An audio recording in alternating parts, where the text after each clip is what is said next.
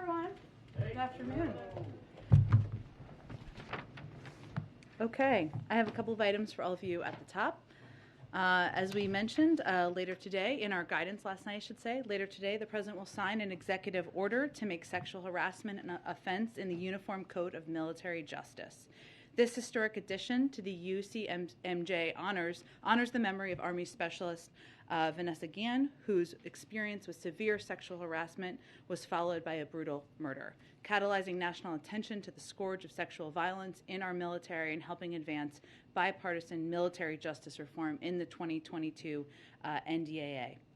This executive order also delivers on a key recommendation from the Independent Review Commission to strengthen the military justice response in prosecuting cases of domestic violence and fully implements changes to the UCMJ to criminalize the wrongful broadcast or distribution of intimate visual images.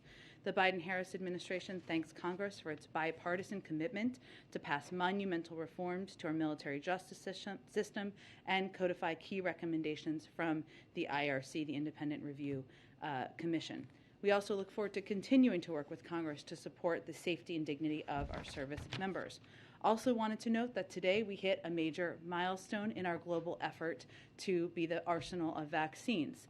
400 million doses shipped to 112 countries for free, with no strings attached. To put America's leadership into perspective, we have shipped 4 times more free doses to the world than any other country.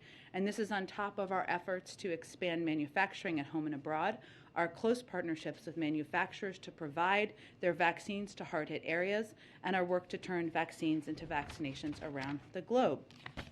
Last item for you. Today, the Consumer Financial Protection Bureau launched a new initiative to save American families billions of dollars a year in unexpected and hidden fees charged by banks and financial companies.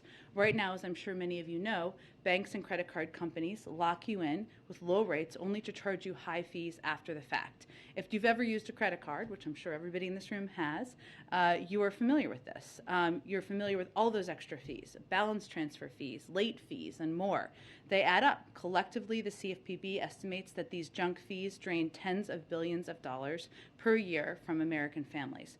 Consumers are already starting to feel the benefits of the CFPB's work in this space. After the CFPB published a report on bank overdraft fees in December, many large banks, Bank of America, Capital One, and Wells Fargo, announced they would reduce or eliminate some of these fees. That's an important start, but not enough, which is why the CFPB is interested in hearing about everyday Americans' experiences with unexpected fees. This latest initiative by the CFPB was previewed at this week's Competition Council meeting, and it's just one of the ways we are, one of the steps we are taking to go after excessive fees that companies use to hide the true cost of products. From airline tickets to high-speed internet services, agencies are planning internet service fees, I should say. Agencies are planning actions over the coming months that will make prices clear up front so that consumers can save money by choosing the best deals for them. Let me say one other thing. I know there is a lot of news out there today, so let me reiterate something that you heard the President say, and I also said over Twitter. It's always been the decision of any Supreme Court justice, if and when they decide to retire, how they want to announce it, and that remains the case today. So we are not going to have additional details. You are always welcome to ask any questions you like at any time, and there's a lot of news out there, but I just wanted to say that at the top. Josh, go ahead. Thanks, Jen. 2 subjects. So let's say hypothetically a Supreme Court justice was to retire and announce it on his or her own terms. Does President Biden plan to honor his pledge to nominate a black woman to the court? Well, I've commented on this previously. The President has stated and reiterated his commitment to nominating a black woman to the Supreme Court and certainly stands by that. For today, again, I'm just not going to be able to say anything about any specifics until, of course, Justice Breyer makes any announcement, should he decide to make an announcement. Okay, secondly, on Ukraine. Is the White House publicizing the troop buildups and the Russian disinfo efforts in hopes of deterring Moscow? And does the White House think that strategy is working? And are you prepared to release more details about what you say Russia's been doing? Yes, on the last one, as we have it, and I think you have all experienced that in here, also at the State Department and Defense Department briefings, and certainly from briefings delivered by national security officials, senior national security officials as well. I will say, Josh, that we are much more cognizant of the Russian disinformation machine than we were in 2014. And many of you covered, of course, the invasion of Ukraine in 2014. And we have made a decision, a strategic decision, to call it disinformation when we see it. And all across the federal government, various agencies are working together to fight disinformation and correct it. In part, we know, that's because we know that Russia's disinformation operation is highly developed. We are wiser. We are wiser. The world is wiser than they were in 2021, and Russia has a boundless capacity to misrepresent truth and what it's doing. And some of that tactic from their end is intended to set the predicate for them invading. And we need to be very clear with the global community and the U.S. public what they're trying to do and why. So there's a lot of efforts underway to do exactly that. In terms of whether it will have a deterrent effect, I think our biggest effort in that regard is laying out the clear potential consequences. But it is also important, and we think strategically important, to be very clear that what they're trying to convey publicly out there, a lot of that is misinformation, and people need to understand and digest that. Go ahead. Jen, what preparations is the White House engaged in broadly in the case of a Supreme Court vacancy? I'm just not going to detail any of that from here. Not about unrelated to this, you can't detail what, doesn't every White House like to get ahead of this in case of a sudden passing in the case of Ruth Bader Ginsburg? None of that you can share? I'm not going to detail internal planning from here, no. Okay, then let me ask you a couple other questions. Is there any scenario in which the president would select his Vice President Kamala Harris for the Supreme Court? Again, I'm not going to speak to any considerations, preparations, lists, and as we've stated earlier, and you heard the president say, there's a long history of Supreme Court justices determining when they may retire, if they retire, and announcing that.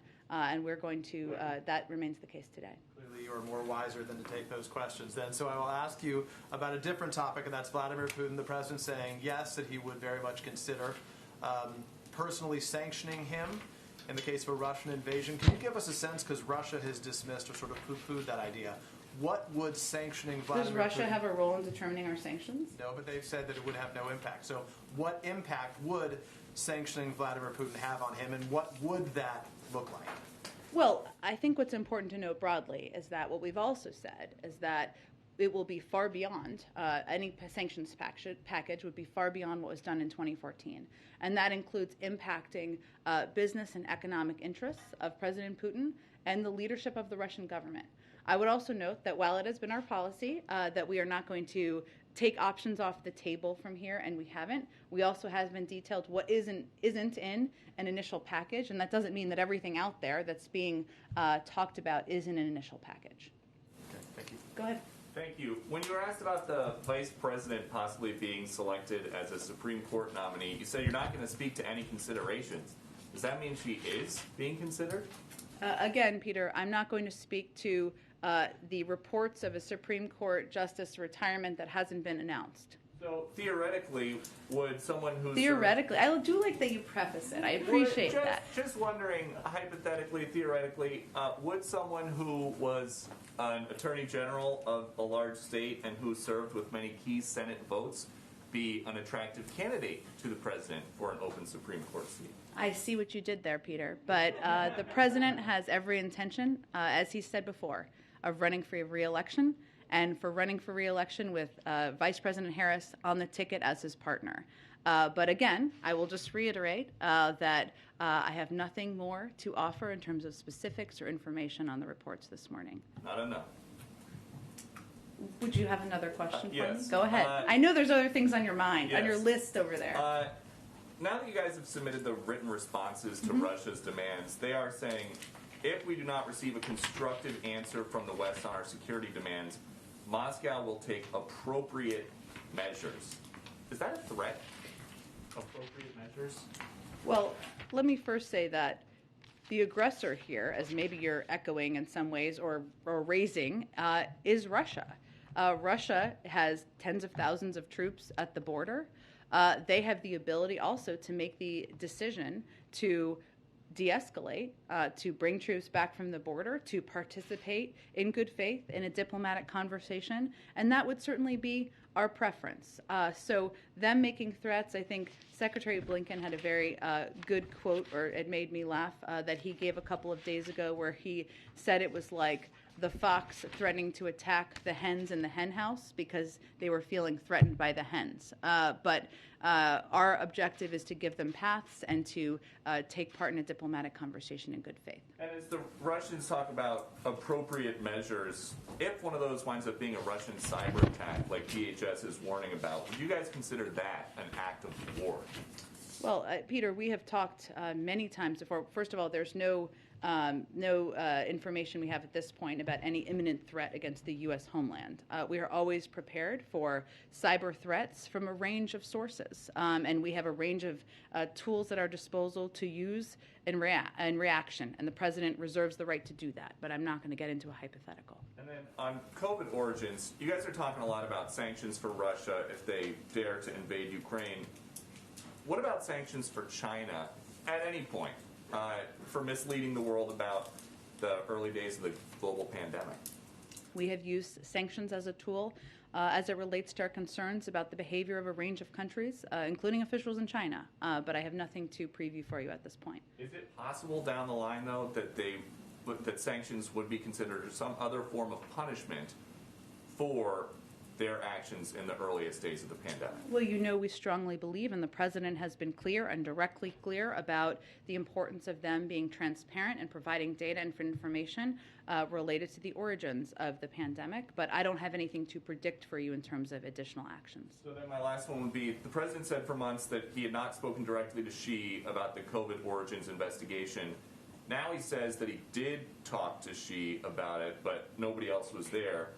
If the president had that conversation, did it work? And is Xi now playing ball? What are you getting at there? Are you suggesting the president wasn't being honest about his own conversation with Xi? No, but the story did change. For months, he was asked about it, and he said that he had not directly asked him about the COVID origins investigation. We don't share every detail of every diplomatic conversation. You know that. The president answered a direct question just a week ago, or I think it was a week ago, yes, and provided that information. Okay. Go ahead. Thank you. When was the last time the president talked to Justice Breyer? Have they had any communication today? I don't have any more details of their communications. I wonder if you can clear this up, because there seems to be some disagreement among some legal scholars. Is it your understanding and the understanding of this administration that the vice president can be the tie-breaking vote to confirm a nominee to the court? I would have to check on the specifics of that. And just one more on the president's Supreme Court commission. I believe they finished their report. They turned it in last month. Has the president had a chance to review this? Might we hear from him on any decision or input that he's had? He has received the report. I don't have any update on his analysis of it at this point in time. Go ahead. Take you somewhere completely different. Okay, let's go there. The China bill. Yes. Which the president last night in a statement said he's heartened by the bipartisan work on the package, which it was in the Senate, not so much in the House. Foreign Affairs Committee Chairman McCall said it was absolutely not bipartisan, will likely garner no Republican support. Are you guys involved in, and if so, in getting this to a bipartisan package eventually? And what are your priorities in that 3,000-page bill, since it is pretty long? And is your timeline the State of the Union? What are you looking at here? Well, I would say first that it did receive extensive bipartisan support in the Senate vote, right, in the Senate version. That our objective is certainly remains ensuring that this passes as soon as possible and the president can sign it as soon as possible. I don't have a new deadline or timeline for you. We believe that bipartisan competitiveness legislation will help us tackle supply chain issues and inflation head on, and will make investments in American manufacturing and our economic strength so we can outcompete China. And we're certainly advocating that and have been advocating that and deeply involved in conversations with the House and Senate. And our objective is certainly that to have legislation passed that can take a range of steps, strengthening R&D, boosting manufacturing with important and imperative funding for chips, manufacturing chips, so we can make sure we bring down the cost of cars, as we know, which is leading to 1/3 of the inflationary pressure out there in the country. We want this legislation to help businesses and communities in every corner of the country outcompete their global competitors. In terms of specifics, as you noted, it's quite a long bill. We're certainly involved and engaged in it with officials from throughout the administration, but I'm not going to detail specifics of what we're for and against in it either. Is there any possibility that should this play out, sort of similar to the infrastructure bill, take a long time, House Republicans will not get on board, that you, given the pressure of the chips shortage on inflation, that you just take out the strip out the chips portion, pass that individually, and then negotiate on the rest? Do you see that? I'm not going to make a prediction of that at this point. I mean, as I understand it, the status of the legislative process is that both the House and the Senate have indicated that it will go to conference and they'll work out disagreements that they have over components of the legislation. Also, the Senate version had 68 votes, and certainly we believe that increasing and improving America's competitiveness and investing in R&D, research and development, and making sure we're more competitive in communities across the country is not a partisan idea. So we are hopeful about that process moving forward quickly, and the President would certainly like to sign it as soon as possible. And then one more on this bill, too, that is a difference between the House and the Senate version. The House version published last night had this outbound investment screening mechanism that wasn't part of the Senate bill. It would potentially block investments in countries like China. Does the White House support this provision, and will you fight that that's going to make it in the final package that's reaching the President's desk? I'm not going to get into specifics of the bill. I would tell you that we are in daily contact from the White House with House and Senate leadership and committees, and we're discussing the path forward, but we're not going to negotiate the pieces from here.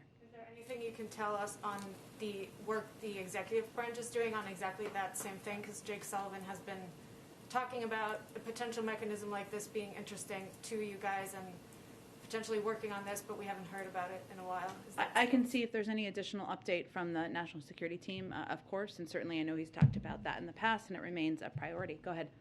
I have to give it a shot myself as well. Go ahead. In this hypothetical alternative reality where a vacancy were to open up, could you say who within the White House would be sort of leading the charge on the selection vetting process? As the President said, I'm sure that if and when there is an announcement by Justice Breyer, there will be more to be said. And we'll have more conversation in here. I'm sure he'll have more to say, but I'm not going to have anything more for you at this point. Just switching gears on the energy front, the administration said on Tuesday it's in talks with major energy-producing countries and companies around the world over a potential diversion of supplies to Europe if Russia invades Ukraine. Have any of the energy companies or countries contacted by the administration told you that they do indeed have an ability to divert extra supplies to Europe?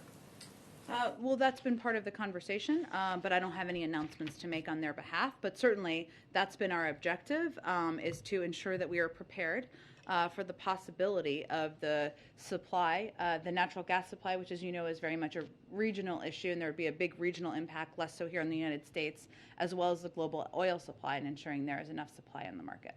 What do you see is the risk of the contingency planning failing to secure Europe's energy supply, since our reporting suggests so far that the industry has little or no capacity to do this?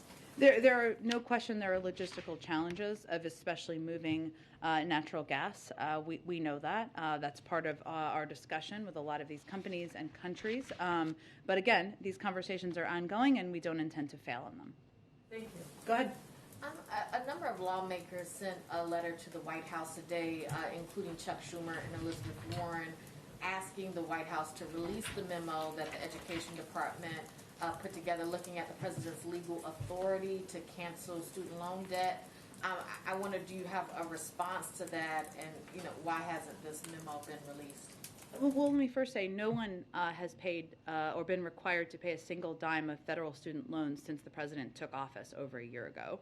And I'll also add that our country is seeing one of the strongest economic recoveries in history, and the pause announced in December gives some breathing room for several more months to borrowers who are still coping with the pandemic. The Education Department will continue working to ensure a smooth transition to repayment. I would reiterate also that the president supports Congress, members of who sent the letter and others, sending him a bill that would provide $10,000 in debt relief, and he continues to look into what debt relief actions can be taken administratively. I'd also note that in terms of loans that have been forgiven since the president took office, beyond the pause on repayment, a total of $15 billion benefiting more than 675,000 student loan borrowers been part of the forgiveness. Borrower defense to repayment, $1.5 billion. Total and permanent disability repayments, loans forgiveness, I should say, $7.8 billion. ITT tech students, $1.3 billion.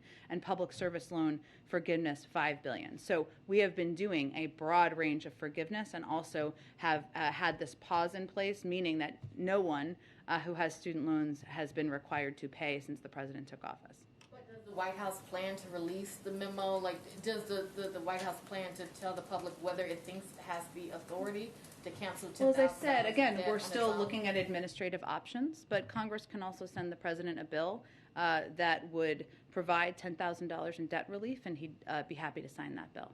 On the trip on Friday to Pittsburgh, can you talk a little bit more about why the president is taking this trip? Is this about the president getting out more? I know that he talked about that last week, that he wanted to get out and, you know, be face-to-face with people. Is that what this is about? That's part of it. I think if the president could spend every day out on the road, he might do that. There are, of course, a lot of responsibilities as president that don't make that possible. So that is certainly part of that, and I expect you'll see him out on the road more in the coming weeks as well.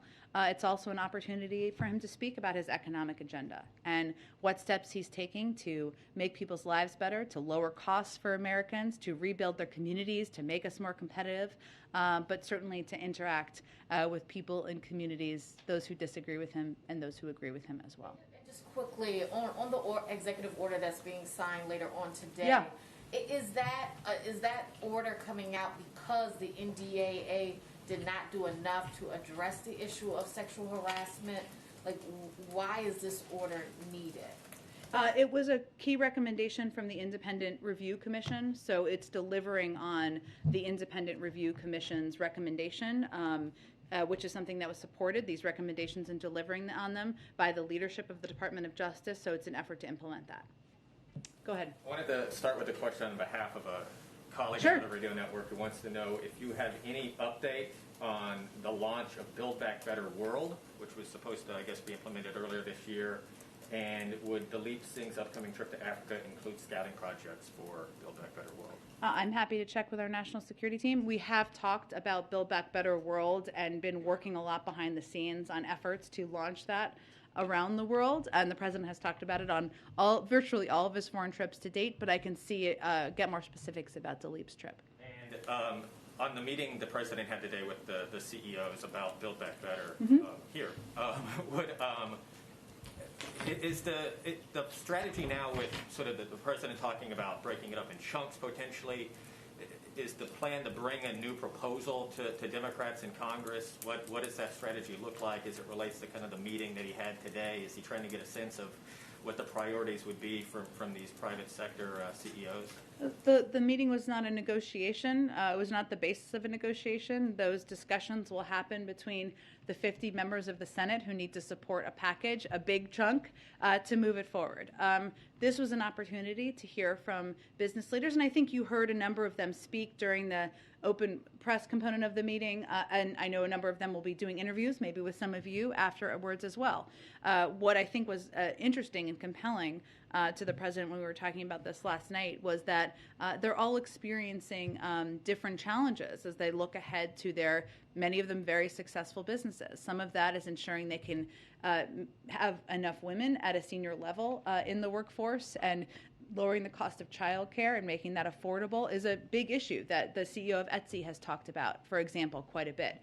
The CEO of Cummins has talked a lot about climate change, or the climate agenda, and the importance of investing in that moving forward, because those are industries that will grow and have a huge opportunity for our manufacturing industries here in the United States. Those are all components that are part of the president's Build Back Better agenda, but he really wanted to hear from them on their industries, the best way to grow their businesses, the middle class, and how components will certainly impact them. Is that a message the president plans to take to Democrats? Is he going to present something smaller, a big chunk, sort of a more narrow piece of legislation or proposal that perhaps can get unstuck in the Senate? Well, again, I don't have any predictions of the legislative process. This was not a meeting about the legislative process. The president and senior members of our legislative team and senior White House officials are in constant contact with a range of senators, committee members, staffers, and really the point we're at now is determining what components there can be 50 votes for. And that will hopefully include a big chunk of what the president has proposed. But that's what the status of that is. But this was not a meeting to discuss legislative strategy or how to navigate conversations with different senators. Go ahead.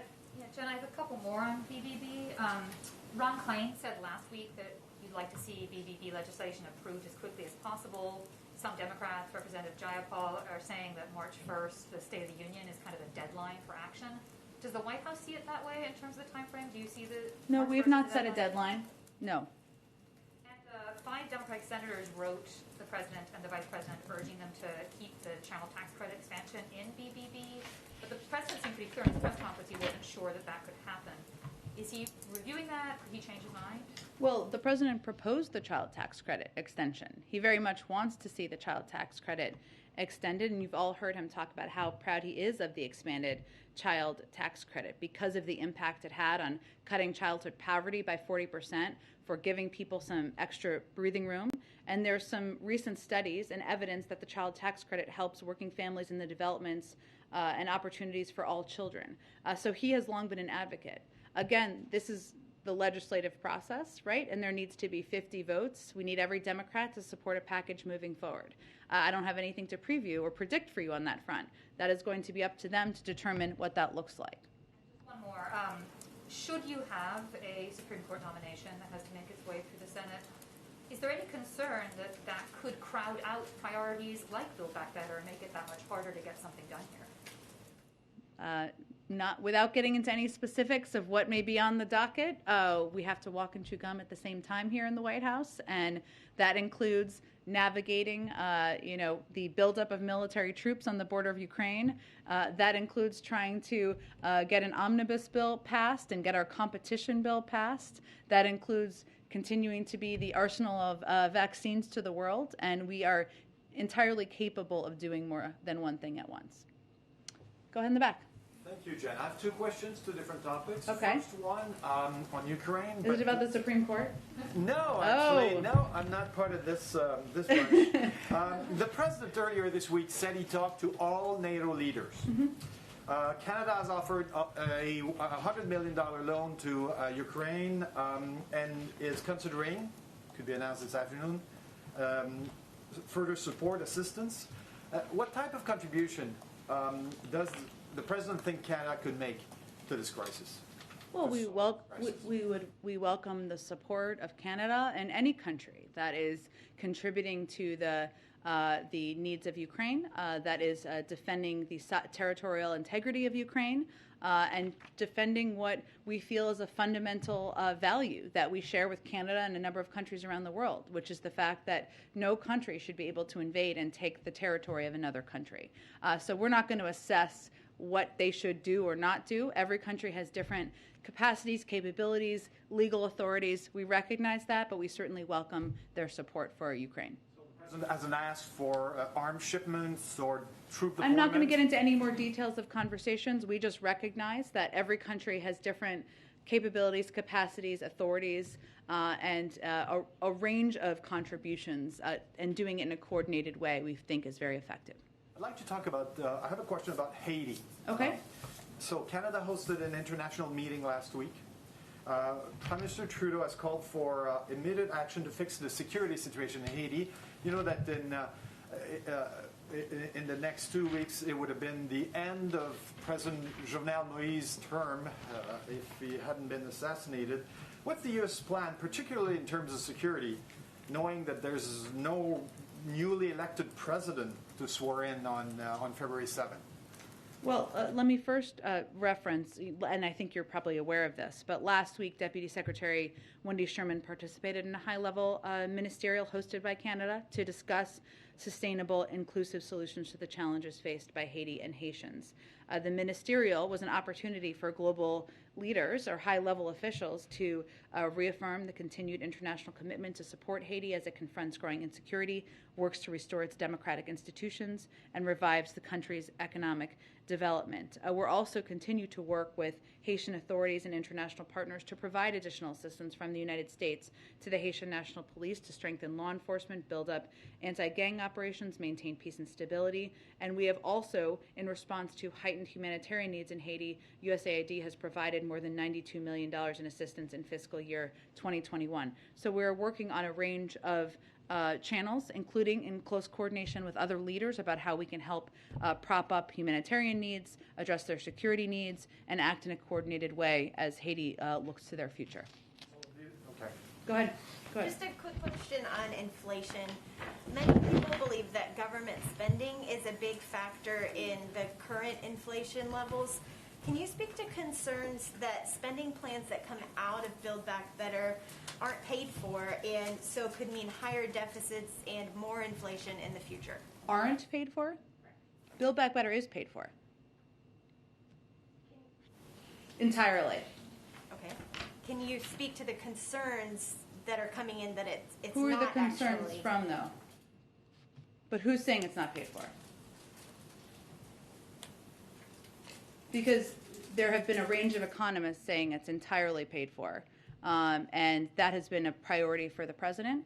It has also been concluded by a number of Nobel laureates and experts from a range of economic experts on the outside that it will not contribute to inflation. So those are the global experts that we would point to, but there may be others suggesting something else, but I don't know who those people are. If those bills do pass, it will not raise taxes?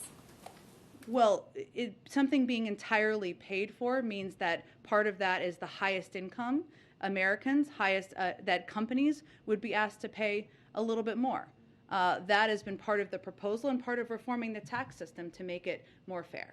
So they're also not expected to contribute to future inflation then? The Build Back Better bill? Again, it's fully paid for. We would point to Nobel laureates and a range of global economists who have conveyed that it would not contribute to inflationary pressures. Go ahead.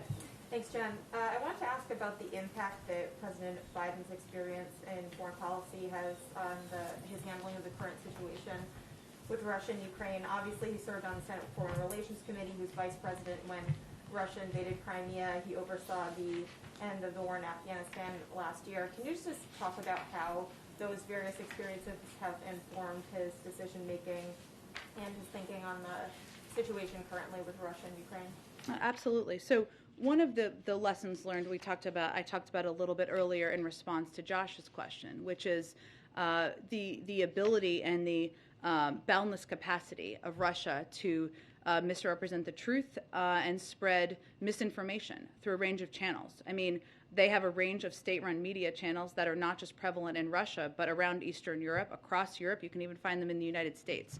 But even beyond that, this is a capacity that we've seen them utilize in 2014 and 2016 and many times in between. So one of the lessons that we have learned is certainly, and the president has learned, is certainly that it's important to call out this disinformation and to make clear to the American public, to the global community, what they're trying to do here and the fact that it is not accurate. They're trying to set the predicate for war. We've done that through a number of means. Last week, the administration announced sanctions on 4, of course, Ukrainian individuals. We also had a briefing, launched a website, released a fact sheet to educate the public on the Russia disinformation ecosystem. The FBI and DHS are coordinated with the intelligence community as well as state and local partners to ensure a common understanding of Russia disinformation and influence activities related to the situation in Ukraine. So that's one part. I'd also say that for the president, and this has been a priority for him since he came into office, building up our alliances and partnerships with the global community, ensuring that close coordination is front and center and is a priority, is something that he has learned through his time in foreign policy as the former chair of the Foreign Relations Committee, of course, as vice president, is imperative. And we believe that's proving to be very effective at this point in time. We've had more than 100, probably way more than that at this point, engagements with NATO partners, allies around the world, and we have a coordinated and strong approach to how we're approaching the buildup of troops on the border of Ukraine. So there are many lessons, but I would say those are two of the biggest ones. Right, and can I also ask about the China competitiveness bill Sure. that was mentioned earlier? Does the White House want to see Congress finish work on that before Build Back Better? Is there like a priority there in terms of getting that done? The president would like to sign it as soon as possible, but beyond that, I'm not going to get into an order of events. Go ahead. Thank you, Jen. I have a few questions. The first on the Supreme Court. Sure. Does the president believe that the current makeup of the court accurately reflects America's demographics? Well, I would say the president, as you know, asked for put together a commission that could review, that is a commission made of Democrats and Republicans of a range of legal views that could take a look at everything from the makeup of the court to how they select cases to the length of service to the size of the court. That's a report, as Mary asked about earlier, that he certainly has. I don't have an update on his review of that at this point in time. I will note, though, for you to go directly to your question, he has nominated a historic number of judges who are people of color, a historic, I don't know if it's a historic number of women, but a majority of the judges he has nominated are women. That speaks to his desire and his interest in having courts around the country that look like America and that represent the experiences of America, including public defenders and others. So that is the evidence of his commitment to that I would point to. Is it the expectation of the president and the White House that whomever he would nominate for any hypothetical vacancy, that would be an appointment that Democrats could unify behind? Well, that's always the hope. If that opportunity presents itself, go ahead in the back. Thanks, John.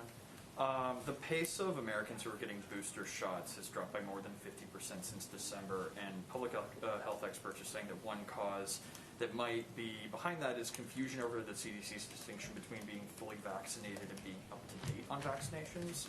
Folks with whom I've spoken say that initially describing the two-dose regimen for mRNA vaccines may have been premature.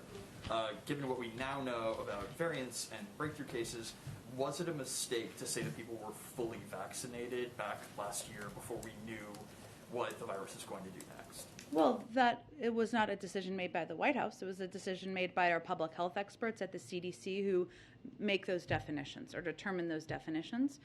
They've also said that the term fully vaccinated refers to your primary series. So that means being up to date on your vaccines, which is true if you have kids. I have kids.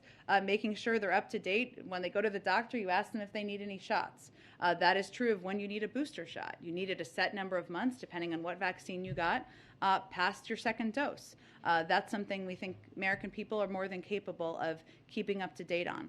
It is also true that we think more people need to get boosters, that boosters are very effective in protecting against serious illness, hospitalization, and that is one of the most effective steps that can be taken. 70% of eligible seniors have gotten their boosters, but certainly it needs to be higher in other age groups. I do have one on the news today. I'm sorry, you got to Go. try. Don't need to be sorry. It's okay. You're doing your job. So, if Justice Breyer were to retire, one of the last cases that he'll face as a member of the Supreme Court obviously will be Dobbs versus Jackson, which court watchers are saying is likely to weaken or potentially overturn Roe v. Wade. If his potentially final opinion ends up being a dissent in the Dobbs case, what is the administration's plan to protect abortion access as best it can beyond